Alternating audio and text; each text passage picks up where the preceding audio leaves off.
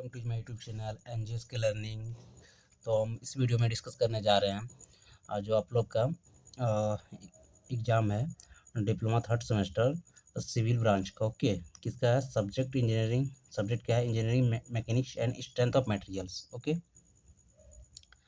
तो चलिए इसका हम इम्पोर्टेंट क्वेश्चन देखते हैं। ओके, चलिए आप लोग के लिए लाए हैं, तो चलिए वन बाय वन डिस्कस करेंगे इस वीडियो में। ओके, चलिए बिना देर के किए स्टार्ट करते हैं। आप लोग इतना कर लीजिएगा तो अच्छा खासा मार्क्स उठा सकते हैं। ओके, चलिए तो आप लोग का पहला क्वेश्चन क्या बनता है? What do you mean by force system? Force system क्या होता है, क्या मतलब होता है? Okay, also explain classification of force system according to plan. Okay, जो मेरा फोर्थ सिस्टम है उसको मतलब डिवाइड करना है अकॉर्डिंग टू प्लान के।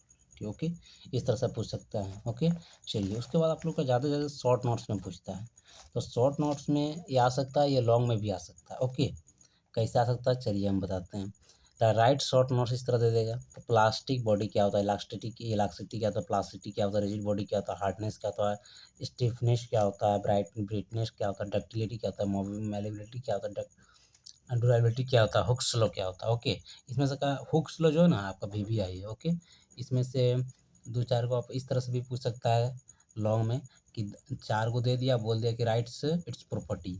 ओके, प्रॉपर्टी क्या है? ओके, चलिए और इस तरह पूछ सकता है explain hook slow. Okay, its application, इस तरह से पूछ सकते हैं। चलिए नेक्स्ट देखते हैं, explain types of stresses and normal stress. जो मेरा स्ट्रेस होता है कितना टाइप का होता है? Normal stress. ओके, इस तरह से पूछ सकता है। चलिए नेक्स्ट चलते हैं, briefly explain elongation and construction Poisson ratio and modulus of elasticity. Poisson ratio क्या होता है? ये आपका वीवीआई है। ओके, ये आपको पूछ सकता है, तो आप लोग अच्छे से कर लीजिएगा। पॉइजन रेशियो किसको बोलते हैं? ओके, मॉडुलस ऑफ इलास्टिसिटी क्या होता है? ये भी पूछ सकता है। What is beam? हाँ, ये आपको वीवीआई है। बीम क्या होता है? बीम का मतलब क्या होता है? एंड इट्स टाइप्स, इसमें कितना कितना प्रकार है। ओके, बीम क्या होता है, इसका कितना टाइप्स होता है, ये आप लोग पूछ सकता है। ओके, चलिए अब नेक्स्ट क्वेश्चन क्या है? बीम देख लिए हम लोग। Calculation bending moment and shear force for cantilever beam, cantilever beam के थ्रू से। ओके, कैलकुलेशन करना है bending moment and shear force है, ये फोर्स लिखा हुआ है। ठीक है, एफ फोर्स, फोर्स।